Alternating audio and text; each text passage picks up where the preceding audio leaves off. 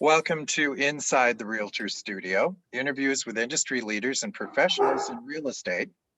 The Tucson Association of Realtors turns 100 this year, 1921 to 2021. We honor our history by conducting interviews of the past presidents of the Tucson Association of Realtors. We'll learn a bit of history by talking to the experts themselves. Today's past president is Dan Swango, who served us in 1973. Dan Swango is a certified general real estate appraiser, counselor, advisor, realtor, and educator. A graduate of the University of Arizona, his bachelor's, master's, and PhD degrees are in business administration. Dr. Swango has membership in the Beta Gamma Sigma, the National Scholastic Business Honorary, and is a member of the Appraisal Institute, MAI, and SRA designations. By invitation, he is a CRE designated member of the American Society of Real Estate Counselors and others, including GRI of the National Association of Realtors Institute. He holds the capstone designation of the Royal Institute of Chartered Surveyors, FRICS, Fellow Royal Institution of Chartered Surveyors. Dr. Swango has been on the Appraisal Journal editorial board for over 30 years, recently concluding a 6-year term as editor-in-chief. He is the namesake of the prestigious annual Swango Award for Outstanding Practical Article each year. He is a past president of the Arizona chapter of the American Institute of Real Estate Appraisers, now the Appraisal Institute, the Tucson chapter of the Society of Real Estate Appraisers, now the Appraisal Institute, and is past president of the Tucson Association of Realtors. He has been active in professional organizations for decades and serves a wide range of top quality clients, both nationally and locally. Dr. Swango's talents also include a 9-year background in television and radio. He attended the Fuller Theological Seminary, served as an expert witness in the Superior Courts of Arizona and California, is a faculty member of the Appraisal Institute, offering seminars and courses throughout the United States, and has taught for the University of Arizona, Pima College, and internationally. Dan Swango hit the road running at an early age, and we're so delighted he stopped by our door in 1973. Please welcome to Inside the Realtor Studio, Dr. Dan Swango. Morning, Dan. Thank you very much for your kind introduction. I was about to leave and come back for chapter 2, but I thought I'd stick around. Oh, good. Thanks again. But in any case, the journey's been an interesting one, to say the least. Yes. Well, let's begin our voyage with a bit about real estate before you were president. So we talked a little bit the other day. Can you describe a little bit about how you became interested in real estate? It was pretty much by family. My father had started we moved to Arizona in 1953 from Illinois. He started the real estate company in 1959. I joined it in 1963 on a part-time basis while I was going to school. Basically, though going to school, I tried to earn my way through that through working part-time in different broadcasting and radio and television. That worked out good because you could have terrible hours and work it around classes and, still have a full-time job with your 8 hours from 6 at night till 2 in the morning. And so that worked out for a while, but it was fun. It worked out. And then he went into brokerage and into some appraising at that time. And I thought the appraising was particularly interesting, so did some brokerage and some appraising, and then focused on the appraising. So there was never any time when you were actually hanging your license at another agency. You were always under your father's at that point? Mm-hmm. Yeah. Okay. Correct. And then eventually your own, I assume. Yeah. He passed away in he retired in 1980, passed away in 85.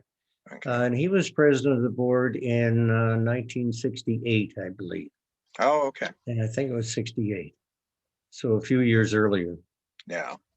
And did you I think you'd mentioned some part-time jobs you had along the way that helped get you through, one of which was delivering the book. Yeah, the book. Actually, it was a stack of papers. I did delivery for multiple listing service. They were located at that time on the north side of 2nd Street, just almost adjacent to, not quite east of Country Club. And out of that building, they had a printing shop and escrow service and everything they did. It was multiple listing at that time was basically very well organized printing service where listings would come in, they would be printed and then distributed to whatever the number of members, and that had to be delivered. Fax machines, we thought about using fax machines even then, but fax machines were invented back in the 1800s. And they were then perfected to some degree in the 1930s and 1940s. And fax machines, though, took about 6 minutes a page, even then. Wow. When I was in broadcasting, like at Channel 9, we would use pictures on fax machines on the news occasionally, but it was by lines passing one at a zip, zip, zip time. And that took about 6 minutes or more for a picture to come through. So it wasn't until fax machines later became very popular, and boy, did they grow rapidly when they did. Because they saved trips across town. For real estate especially, it was faxing legal descriptions and other written material, debates about whether or not that was a legal copy and could actually be a binding document, and was the signature real and that sort of thing. The debates went on then, but that was way before the concerns about security got largely solved, but not until after probably the 1990s certainly, but well into the 2000s before really it became acceptable to somehow transmit signatures, digital signatures, or even facsimiles of somebody's actual signature. So that was some of the technology in terms of distributing listings, was just to take them in, print them, send them out. And of course, there were the continuing problems of had to be photographed. There was a picture on every listing, at least one. Of course, there was no color. Residential listings were white. The income property listings were blue. Land listings were on beige or canary colored paper, that sort of thing. And so when I was delivering, and many people did this over the years, it just worked out a good summer job for me at one point in the 50s. You'd take these package of listings from the print shop and put them in different envelopes, one for each brokerage office, and then take them to where the brokerage office was. And so that made a lot of around town deliveries.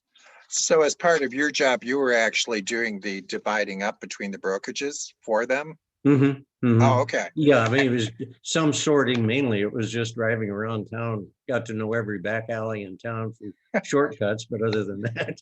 Well, it's the logistics of the whole thing that just it interests me, because I sit there and go, you were one of many people who were doing the delivery on a daily there's basis? only one at the time. There weren't that many, Really? but I mean, I followed somebody, and then somebody else that needed a part-time job followed me. It took about half a day, as I recall. Okay. All right. And I just meant that it's kind of like, I remember at Albert Service Station on Broadway, how many kids in going to school work there, and how many kids that those service station owners, the Alberts, help through school by giving them a job. Oh, well, sure. Yeah. They only needed one at a time, and they only needed one delivery boy at a time, so to speak. So you started your brokerage career. How would you describe the technology of the day then? Oh, it's kind of interesting. I got to looking up. Remember in the 70s, there weren't any Post-it notes. They were just, coming in. Pima County is now 1 million people. Then it was about 350,000. So it's grown by about 3 times. Maricopa County's grown now from 1 million to now 4.5 million. So it's grown about 4.5 times by comparison.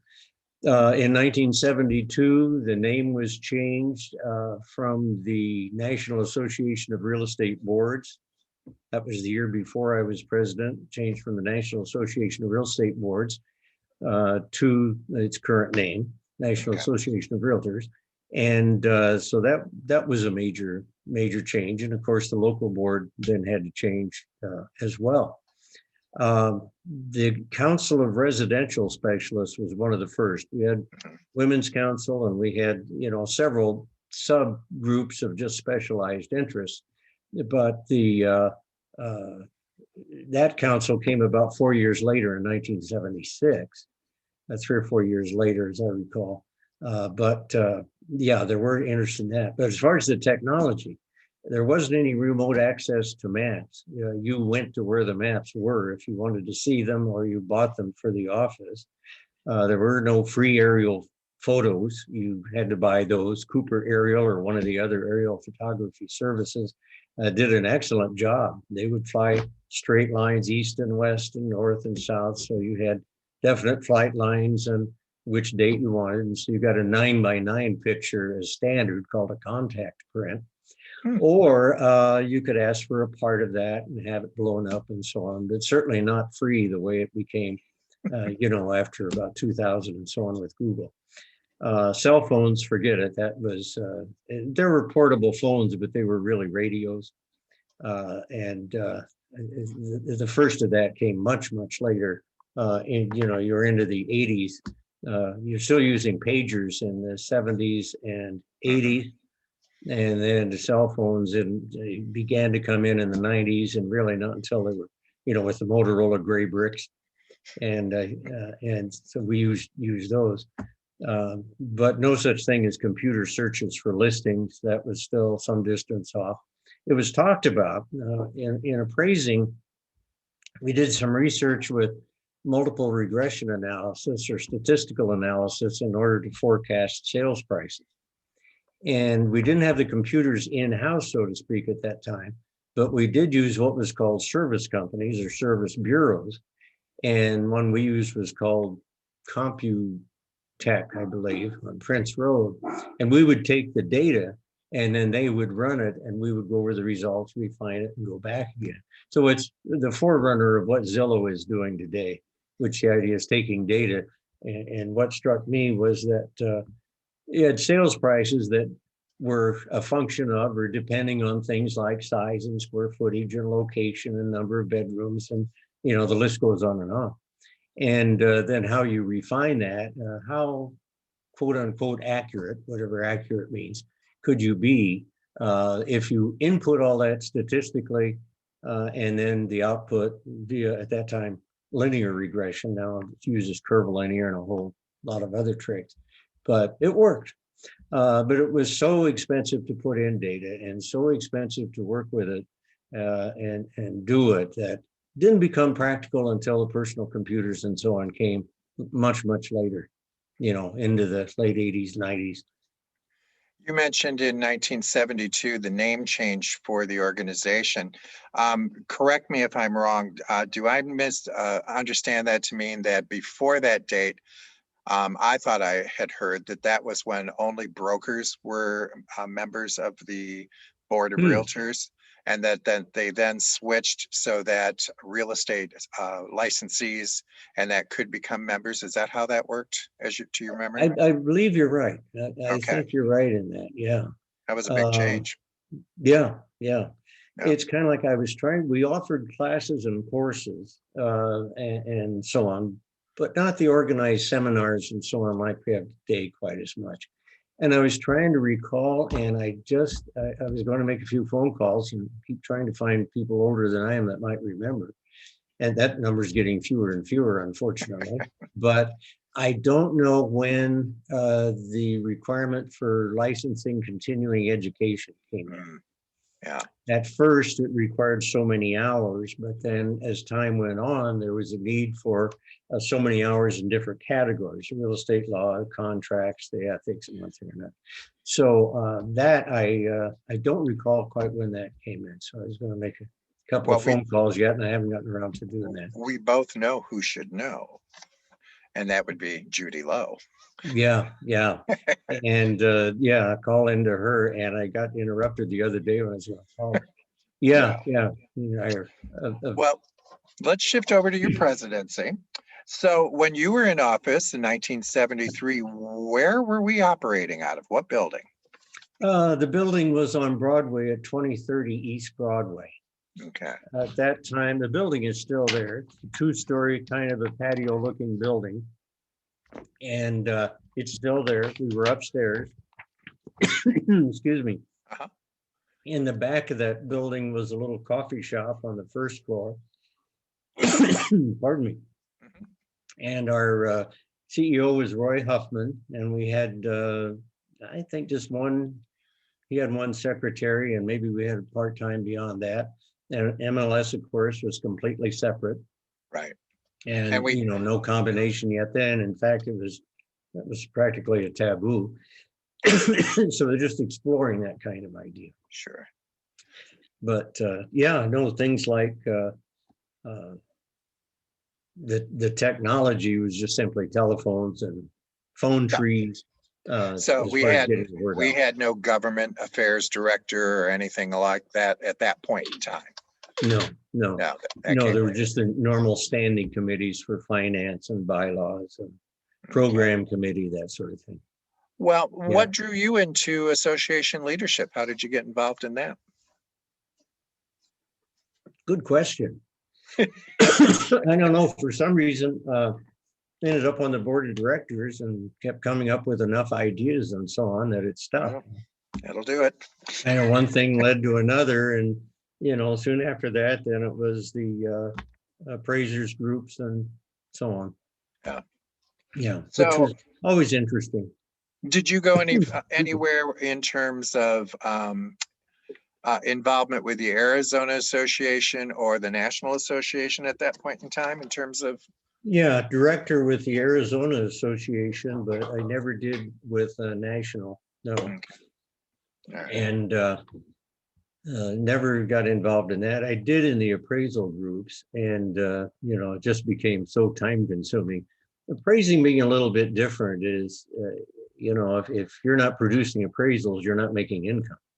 Right. And it's strictly, there's a very direct relationship to your time. So every hour spent on organization meant an hour less billable time.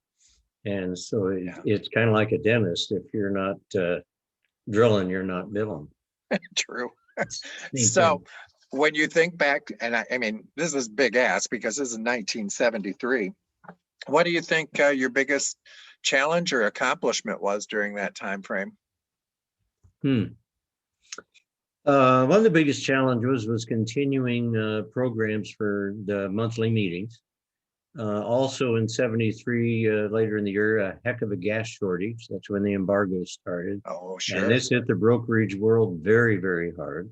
And just trying to get gasoline to get around, this was a major, major problem. It's interesting, the price went up, but it wasn't so much the price, just the availability. It just wasn't to be had. And so that was a major problem. In the programs, we kind of shifted and went more toward the different government leaders that were related to or affected real estate, the zoning people, the planning people, that sort of stuff in programs. And a lot of what we use for continuing education today. Mm-hmm. It's interesting. I live in one of those neighborhoods that was part of the moratorium. So we now could, if we wanted to, bring in gas, but the availability, it's not close. So It still becomes a heck of a potential cost. Yeah. So any other thoughts about your year while you were president? No, it was really a good year. People were very, very helpful. George Griswold was past president, and Quentin Bryson was coming up. And Al Cummings. It was a good group to work with. It was a friendly bunch of competitors that complemented each other. And it's one of the things that impressed me about real estate even at that time. And I noticed it especially in appraising, the competitors helping each other as best they could with information mainly. Yeah. So you Excuse me. Sure. So you've had involvement, obviously, with through the appraisal services and other places with different types of leadership, and this video will be viewed for years to come on the association website and that. And so I wondered if you had any words of advice for those who are sitting there and toying with the idea if getting into leadership is worth it for them. What does it do for them? What would you say? It certainly does. It develops you personally. It helps you in relating and getting along with others. But the broader your net of, I hate to use the word contacts, but acquaintances, and the better. Looking back, I should have done a lot more of that, even though there was leadership, because it just makes life more interesting, throws in a lot more variety. And you never know who's going to be able to be of assistance to you in the future with the information or whatever. But not only that, you can help them. And that's very satisfying. If you can help somebody else with an idea in your common profession, help them with, have you considered marketing this property to so-and-so? Have you considered so-and-so? Your plate's already full. You don't need any more, really. We're all as busy as we can choose to be. So to help somebody else with offering them suggestions for marketing or contacts or sources of information, that sort of stuff, very, very good. And the more people you know, the broader that net can be. And it helps both you and them in the long run. We survive because the profession survives. Yeah.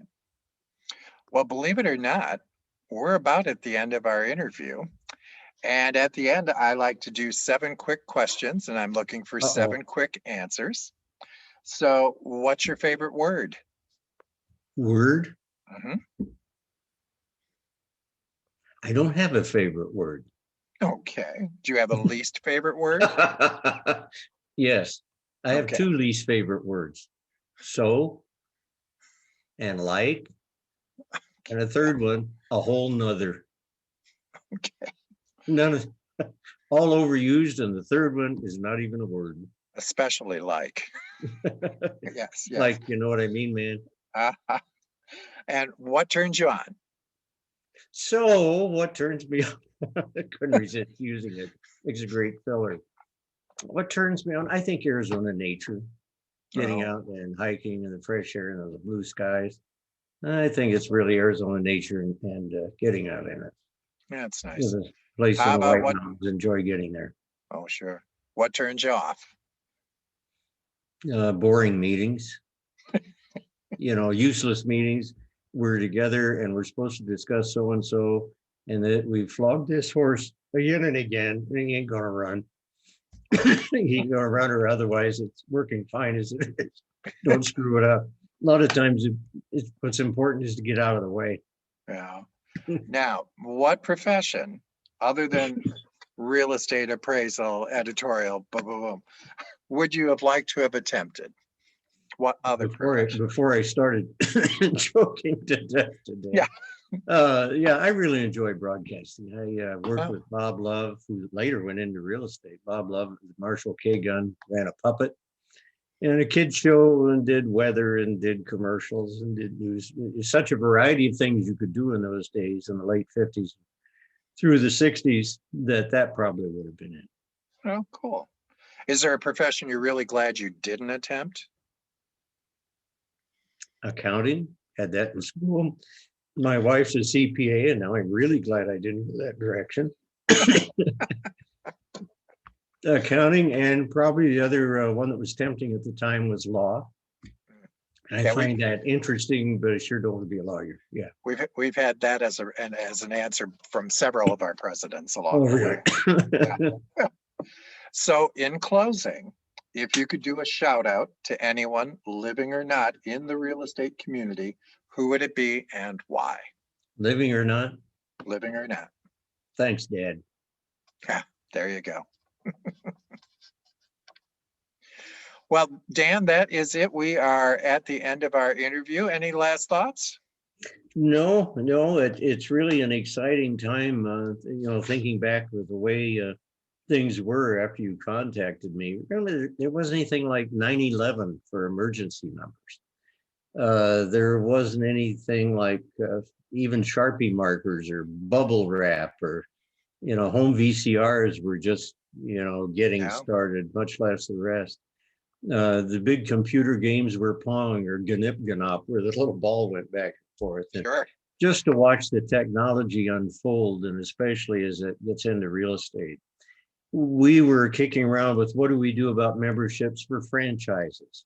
Red Carpet, Century 21, and so on. We're just beginning then, and how does that fit into our model of individuals joining, and individuals are licensed, not companies. That sort of thing was thinking back on it, that was a challenge. The idea of e-brokerage, of course, and the idea of marketing using anything except signs and newspaper advertising and word of mouth. There just really wasn't a whole lot out there. Some were using radio or television, but very limited. I remember the slogan still from Juster's Realty at that time. It says, whether you rent or whether you buy, you pay for the home you occupy. And that was a radio commercial they used. And the idea was to get people to buy instead of rent. Oh, yeah. And so there really wasn't that much in the way of marketing that there is now. So it's really exciting to see all the things we can do now and that are available now. I teach a webinar on artificial intelligence and where we're going with the idea of automation and so many different kind of things, and machine learning. Yep. And this crosses different disciplines and different businesses. So Yep. stay tuned. There's dealing- more, and it continues to be exciting. Dealing with bots on websites, yes. Yes, right. Well, it's clear you're in our talk that we've had, you're a very techie guy, because you brought up several things that include me in immediately, that you probably have focused on technology a great bit of your career and through life. Yeah, I remember coming back to the office after a conference once, and at that time we had this was in the it was about 73, about the same time. And we had IBM Selectric typewriters. The Model 3 hadn't come out yet, or didn't have one, but the Model 1 and 2 had for the Selectric typewriters. And so I came back and I remember saying to my father, he says, do you think $7,500 is too much to spend for a typewriter? And he says, what in the world sort of typewriter you have in mind? But there was a mag card electric where you could standardize certain phrases. And in appraisal reports, there's a lot of that sort of thing.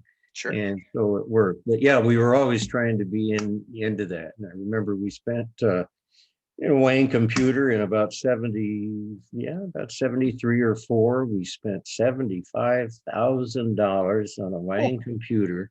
Wow. That had 5 different terminals for different appraisers. The amazing part to me is it went in the budget fine and we could afford it. Yeah. So, the relation is all a matter of the relationships. But, 18-inch floppy disks and that sort of thing. To get a spreadsheet program was an extra $1,200. And so how some things that have not only come down in price, that are just available, they're free now, like the spreadsheet programs. And what's in the palm of your hand is incredible. Yeah. And just fun to watch that techie stuff and how it works and the cycles in the market. Yeah. Yeah, in 73, you remember inflation was about 6 or 6.6%. By the end of that decade, it had gotten up into the high teens. Mortgage interest rates went from that 8.5% in 73, 8 to 8.5%, clear up into the high teens by the end of the 70s. In 1972, Nixon put on wage and price controls when inflation was an alarming 3.2%. Never forget the number. And it was up to about 6.6% in 73.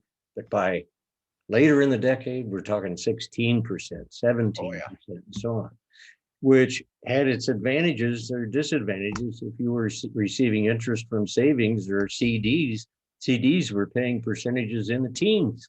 Yeah. Which were, a tremendous incentive for savings. But it was kind of interesting to watch. Raise the interest rate so people won't buy things to stop inflation. The irony was, raise the interest rate, prices went up, And people said, I better buy it now because I can't afford it later. So that's how what had worked to slow down inflation worked just the opposite, like throwing gasoline on a fire. And so then that got turned around in the early 80s. But anyway, it's really interesting to watch the cycles. Dan, once again, thank you so much for our Oh, interview. you're sure and welcome. Thanks for asking. all your service for the real estate industry, the appraisal industry, and in education. It's been a great ride, like you said. It has. It's been a wonderful ride, and yeah, it's a very exciting profession with no 2 days the same. Enjoy it, and you'll never work a day in your life. That's true. It's true.